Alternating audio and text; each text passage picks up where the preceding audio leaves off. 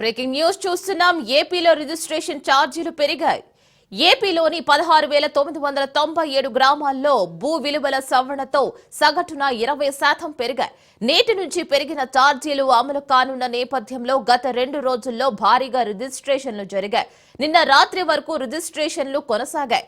ఈ 2 రోజుల్లోనే రిజిస్ట్రేషన్ల రూపంలో కూటమి ప్రభుత్వానికి 220 కోట్ల ఆదాయం వచ్చింది.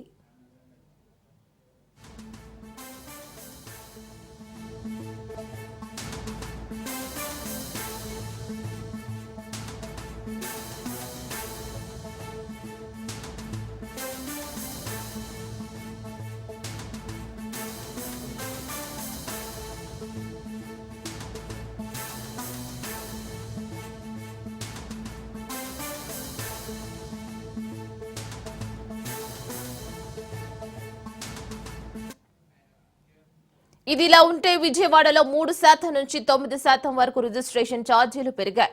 అటు విశాఖలోనూ పలు ప్రాంతాల్లో రిజిస్ట్రేషన్ విలువలను పెంచారు. అనకాపల్లి జిల్లాలో యథాతథంగా కాగా జిల్లాలోని ఇతర ప్రాంతాల్లో 24% నుంచి 32% వరకు, ఏలూరులో సగటున 15% రిజిస్ట్రేషన్ ఛార్జీలు పెరిగాయి. కాకినాడలో మాత్రం కొన్నింటిని వాణిజ్య ప్రాంతాలుగా గుర్తించారు. గజం ధర 42,000 నుంచి 22,000కు తగ్గించారు. సో దీనిపైన మరిన్ని అప్డేట్స్ కోసం మా ప్రతినిధి క్రాంతి ఉన్నారు. Kranthi, over to you. Good morning వీణా.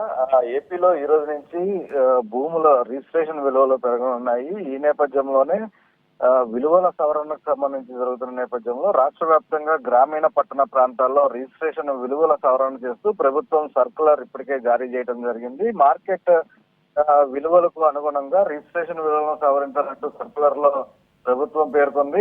ఈ రోజు నుంచి సవరించిన విలువలు అమల్లోకి వచ్చేలాగా కూడా చర్యలు తీసుకోవాలంటూ కూడా స్టాంప్ రిజిస్ట్రేషన్ శాఖ కమిషనర్, ఆ శాఖ ప్రత్యేక కార్యదర్శి ఆర్పి సిసోడియా ఆదేశాలు జారీ చేయడం జరిగింది. ఇక ప్రభుత్వ సర్కులర్ ప్రకారం పట్టణ గ్రామీణ ప్రాంతాల్లో కొన్ని చోట్ల రిజిస్ట్రేషన్ విలువలు పెంపు తగ్గింపు చేసే అవకాశం అయితే ఉంది. ఇక రిజిస్ట్రేషన్ ఛార్జీల సవరణ దృష్ట్యా కార్యాలయాల వద్ద భారీగా జనసందోహం అయితే నిన్న మొన్న కూడా కొనసాగింది. అర్ధరాత్రి వరకు కూడా ప్రజలు రిజిస్ట్రేషన్ చేయించుకునేందుకు రిజిస్ట్రేషన్ కార్యాలయంలో క్యూ కట్టిన పరిస్థితి అయితే ఉంది. ఇక పూర్తి స్థాయిలో రిజిస్ట్రేషన్లకి పెద్ద ఎత్తున రావడంతో అక్కడ సర్వర్లు కూడా కొంత మొరాయించిన పరిస్థితుంది. గుంటూరులో రిజిస్ట్రేషన్ కార్యాలయం వద్ద రద్దీ ఉంది. రాత్రి అయినా కూడా రిజిస్ట్రేషన్ కొనసాగుతూనే ఉన్న పరిస్థితి ఉంది. అక్కడ అనకాపల్లి కావచ్చు, విజయవాడ కావచ్చు, ఇలా రాష్ట్ర వ్యాప్తంగా కూడా అనేక రిజిస్ట్రేషన్ కార్యాలయాల్లో అర్ధరాత్రి దాటినప్పటికీ కూడా ఇంకా రిజిస్ట్రేషన్ కొనసాగిస్తూనే ఉన్నారు.